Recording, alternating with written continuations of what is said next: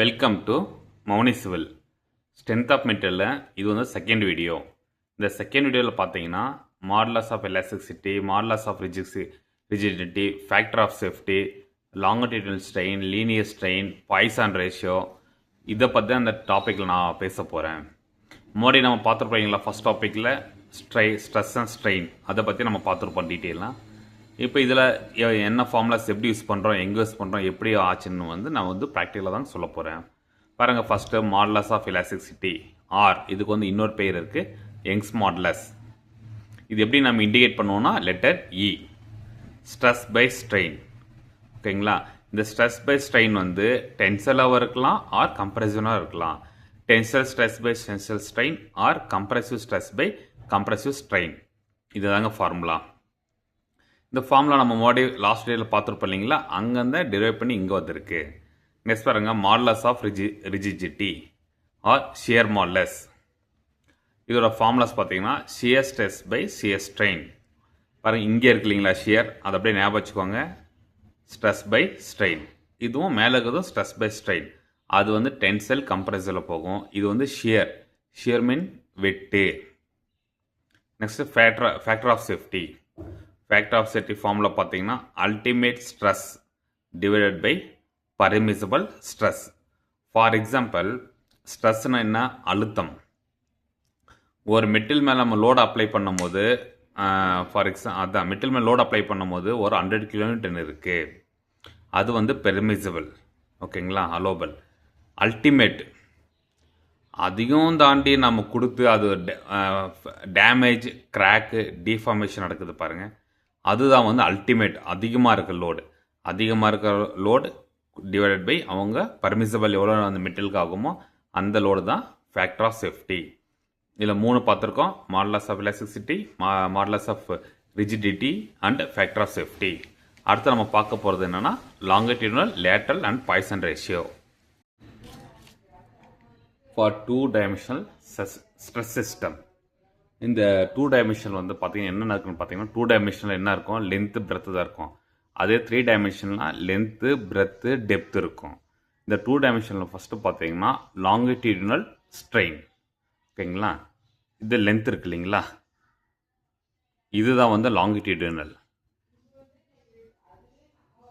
இதில் வந்து நம்ம லோடு அப்ளை பண்ண என்ன ஆகும்?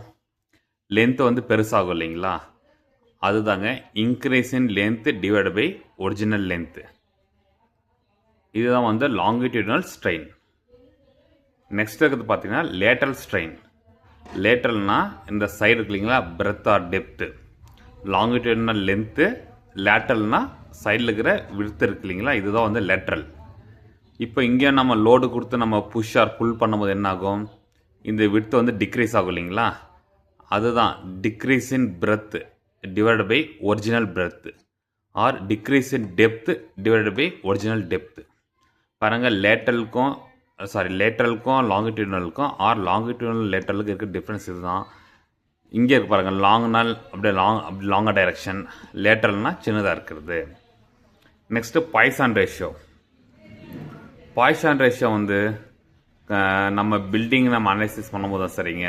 நெக்ஸ்ட்டு வந்து ஸ்டீலில் வச்சு நம்ம அனலைஸ் பண்ணும்போது இந்த பாய்சன் ரேஷியோ வந்து வேல்யூஸ் வந்து ரொம்ப இம்பார்ட்டன்ட். ஏன்னா ஸ்டீலுக்கு ஒன்று இருக்குது, வுட்டுக்கு ஒன்று இருக்குது, மற்ற என்னென்ன மெட்டீரியல்ஸ் இருக்கோ எல்லாருக்கும் ஒரு மெட்டீரியலுக்கு ஒரு பாய்சன் ரேஷியோ வேல்யூ இருக்குது.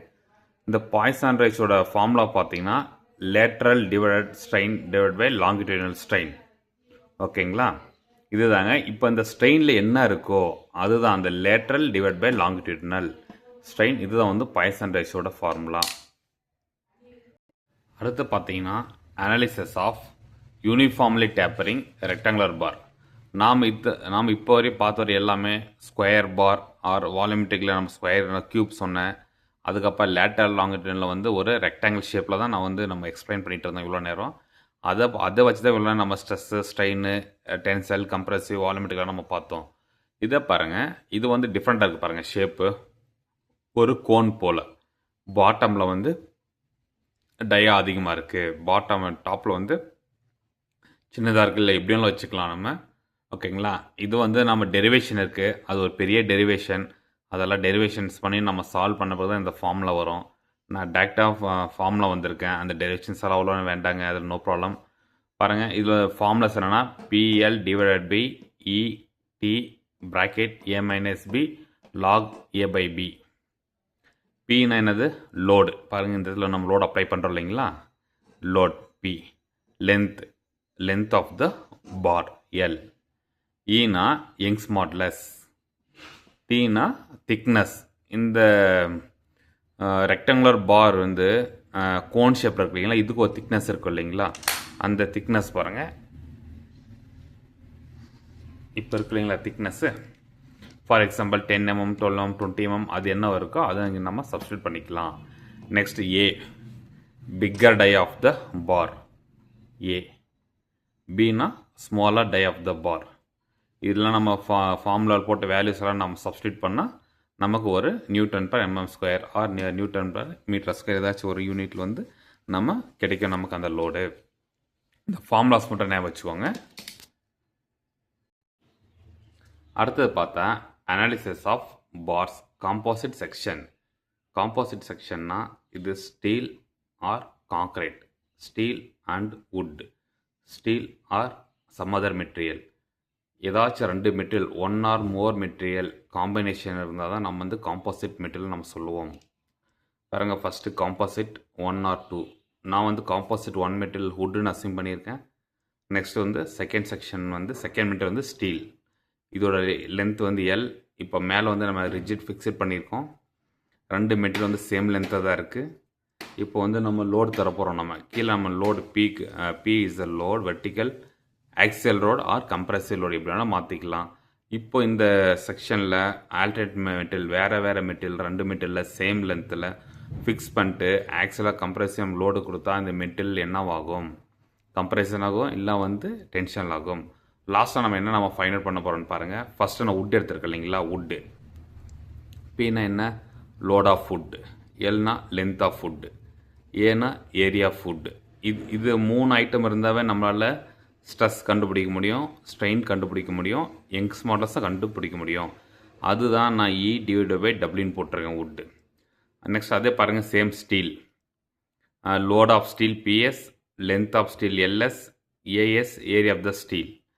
இது 3 தெரிஞ்சாவே நம்ம ஸ்ட்ரெஸ்ஸு ஸ்ட்ரெயினை ஃபைண்ட் அவுட் பண்ணலாம். அது ஸ்ட்ரெஸ்ஸு ஸ்ட்ரெயின் தெரிஞ்சாவே நம்ம ஆட்டோமேட்டிக்காக யங்ஸ் மாடுலஸ் நம்ம ஃபைண்ட் அவுட் பண்ணிடலாம். இப்போ பாருங்கள், Young's modulus of first material. What is the first material? Wood. Next Young's modulus of the second material steel. First material divide by second material. இதுதான் வந்து modular ratio. ஒரு same டிஃப்ரெண்ட்டான மெட்டீரியலுக்கு same load கொடுத்து ஒரு இடத்துல ஃபிக்ஸட் பண்ண பிறகு நம்ம இதை அனலைசிஸ் பண்ண பிறகு நமக்கு இதில் இருந்து என்ன கிடைக்குன்னா modular ratio. Modular ratio is defined as, இது என்னென்னு பார்த்தீங்கன்னா ஜஸ்ட் ஒரு சிம்பிள் வேர்டு நான் சொல்லணும். The ratio of EW by ES is called the modular ratio of the first material to the second material. இது ஒரு பெரிய டெரிவேஷன்ஸ் இருக்குது. இந்த டெரிவேஷன்ஸ் வேண்டாம், நம்ம இவ்வளோ தெரிஞ்சாவே நம்ம வந்து ப்ராப்ளம் சால்வ் பண்ணிடலாம். இந்த 16 மார்க்ஸ் வந்தாலும் சரி, 2 மார்க்ஸ் வந்தாலும் சரி, 8 மார்க்ஸ் வந்தாலும் சரி, நம்ம சால்வ் பண்ணலாம். இதோட பார்த்தீங்கன்னா ஃபஸ்ட் யூனிட் வந்து கம்ப்ளீட்டாக முடிஞ்சிருக்கு. நம்ம first video, second video, third video எத்தனை வீடியோ நான் போட்டிருக்கோம் ஸ்ட்ரென்த் ஆஃப் மெட்டீரியலில். இந்த வீடியோஸ் எல்லாம் வந்து ஒன்றுக்கு 2 டைம் பாருங்கள், படித்து பாருங்கள். ஏதாச்சும் மிஸ்டேக் இருந்தால் கமெண்ட் பண்ணுங்கள். இதோட யூனிட் வந்து ஃபஸ்ட்டு சிம்பிள் ஸ்ட்ரெஸ் ஸ்ட்ரெயின் இதோட கம்ப்ளீட்டாக முடிஞ்சிருக்கு. உங்களுக்கு டீட்டெயிலாக இன்னும் தெரியணும்னா டாக்டர் ஆர்கே பன்சால் இருக்குது புக்கு. நெக்ஸ்ட் இன்னும் வேறு இன்னும் ஆத்தர்ஸ் இருக்குது, அந்த ஆத்தர்ஸில் ரெஃபர் பண்ணுங்கள். இந்த வீடியோ பாருங்கள், உங்களுக்கு ஒரு நோட்ஸ் எடுத்துக்கோங்க, பாருங்கள். இதை பார்த்துட்டு அதுக்கப்புறம் நீங்கள் டெக்ஸ்ட் புக் கூட போகலாம், நோ ப்ராப்ளம். இந்த வீடியோ வந்து ஷேர் பண்ணுங்கள். அதை நான் சொல்கிறேன் இல்லைங்களா, பாலிடெக்னிக் நெக்ஸ்ட் இன்ஜினியரிங் படிக்கிற ஸ்டூடெண்ட்ஸ் எல்லாம் ஒன்ஸ் ஆர் டைஸ் நீங்கள் வந்து படிங்க. படித்தா உங்களுக்கும் நல்லது. ஏன்னா நம்ம வந்து ஜாப் இருக்கு இல்லைங்களா, பெரிய ஜாபு, அது government job, private job, next நம்ம ஜென்ரல் நாலேஜ் வேணால் நமக்கு ஸ்டடீஸ் வேணும். ஓகே, டேக் கேர், பாய்.